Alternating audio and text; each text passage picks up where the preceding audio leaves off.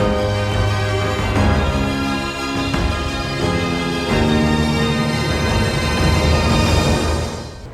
Alliance for Food Sovereignty in Africa is the biggest social movement in Africa. We have farmers, fisher folks, pastoralists, indigenous people, youth, women, and also faith-based institutions as members of AFSA.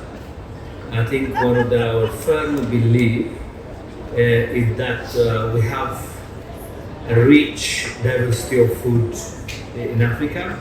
This rich diversity of food is based on the rich diversity of seeds that we have in Africa. This rich diversity of seeds is also connected with the rich and diverse cultures that we have. A lot of people from other continents want to portray Africa as if we don't have everything, but we have enough in terms of knowledge, in terms of the genetic material, in terms of also the practices. So the My Food is African campaign has mainly three purposes. One, through celebration, celebrating Africa's seed and food and knowledge and movement. We want to revive African culture around food. And also this includes advocating for an African food policy which would consider African food as a central part of the future of Africa. So that's one element of the My Food is African campaign. The second element is we are constantly fighting against the forces that are trying to appropriate African food, African seed, and African culture in a big way. So we are fighting against genetically modifying our seeds. We're fighting against the ownership of our seeds through rules and regulations, and everything is based on the land that we build on. We plant our agriculture, so land ownership, land appropriation is one of the things that we fight in a number of things. So we fight the extraction or extractive environment, and we fight also the narrative around that. The narrative that considers Africa as always poor, and also the narrative which promotes the Green Revolution agenda. The third element of that is to look at the future. So what do we want? We are very, very much clear that what we want is agroecology, because agroecology considers the culture of our people. Agroecology also has science element in it. We're not saying, not romanticizing what we have in terms of agricultural practices in our soil. There is lots that we should do. So this science supports that. So the science is not only science for soils and others, but other social and economic science are also included. So for the future of our youth, for the future of Africa, we are promoting agroecology. That's what we are promoting here at the COP. Thank you very much. It's very critical for us, especially from Africa, as the majority of the continent is agriculture based in terms of livelihoods, but also recognize that African food systems are facing unprecedented challenges from climate change. So of course we've seen droughts. In 2023 I think was one of the hottest years. We see 2024 going the same way for Africa, and all this impacts on our food systems.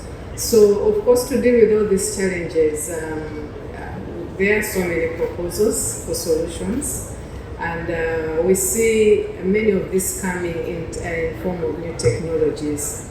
So what this means for us is that as we get new technologies, we need to have biosafety protocols in place. We need the policies in place to ensure that biodiversity is not affected by the side effects of these new technologies.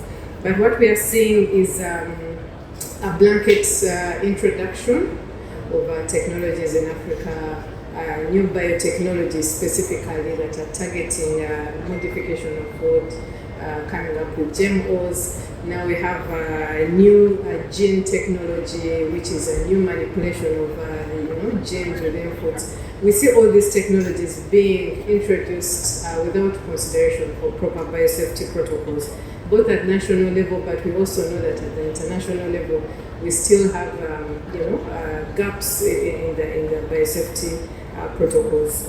So this is a very key concern for us, and there are several countries that are really facing these huge challenges. For example, Kenya had a ban on GMOs in 2012. Now this has been lifted, and as soon as it's lifted, the applications and approvals for crops like GM maize without the proper risk assessments. So there are so many other examples that I could give you in Africa, Nigeria, and a lot of others that are facing similar challenges. So the call for us, of course, here is also to see how the discussions within the UNFCCC also link with the CBD discussions, so that the few gains that we are attaining in the CBD in terms of biosafety protection are not undermined by the false solutions that are proposed within this climate space.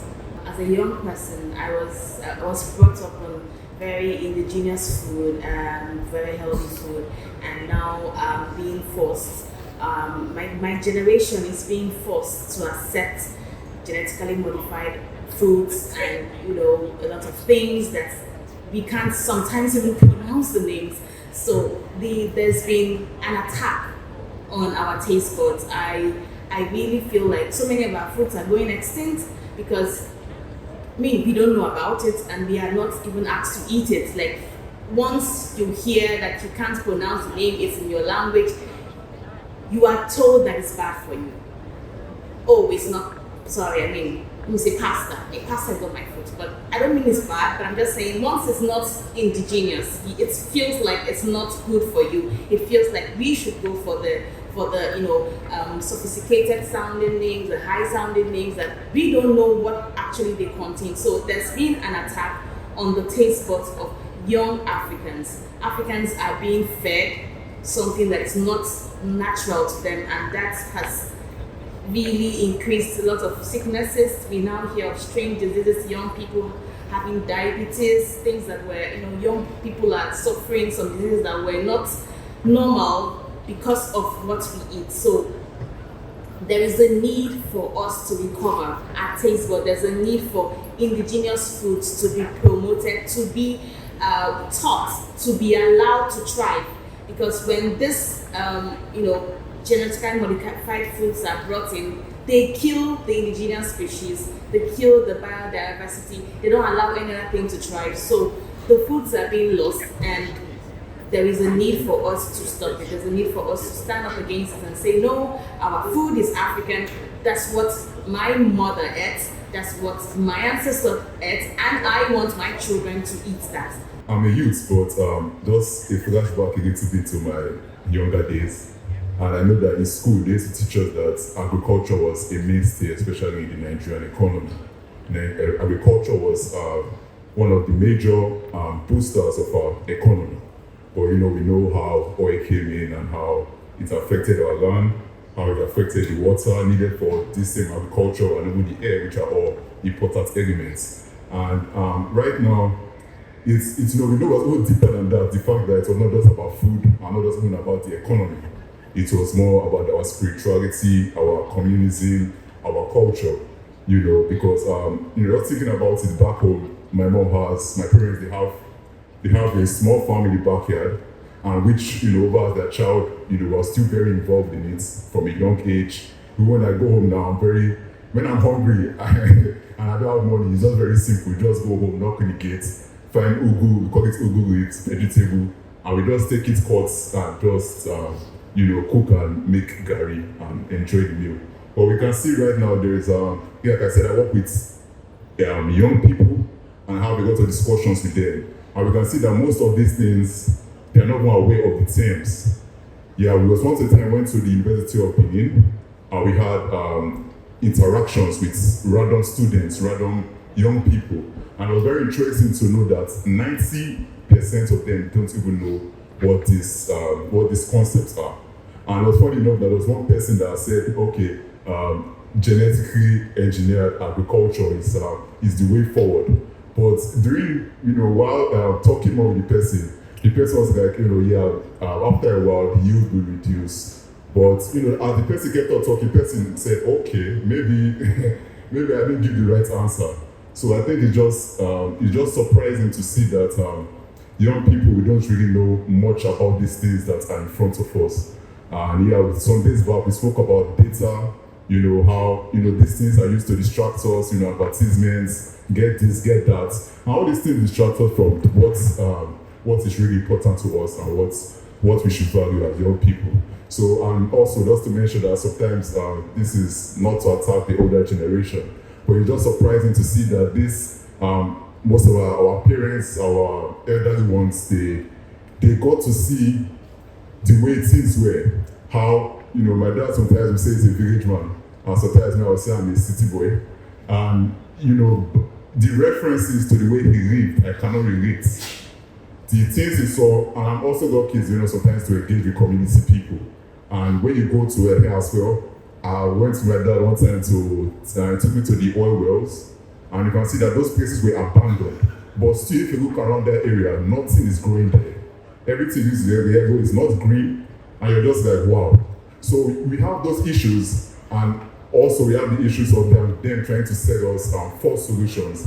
They're saying that genetically engineered agriculture is smart, is the way forward, instead of knowing that we used to have working systems before, and we have indigenous knowledge backed by science, and which we should really be pushing forward. GMOs have not solved the hunger problem in the world. They've not. Not at all that they're not going to solve it. It's not aimed for that. It's for business, for control, for colonialism, and for other purposes. If we have better social services, the population of the world will not grow the way it's growing. Less violence in the world, more peaceful, more love, population will come down. I don't think we should be scared about people. A lot of people are afraid of poor people. Let's stop the poverty. Let's stop the debt.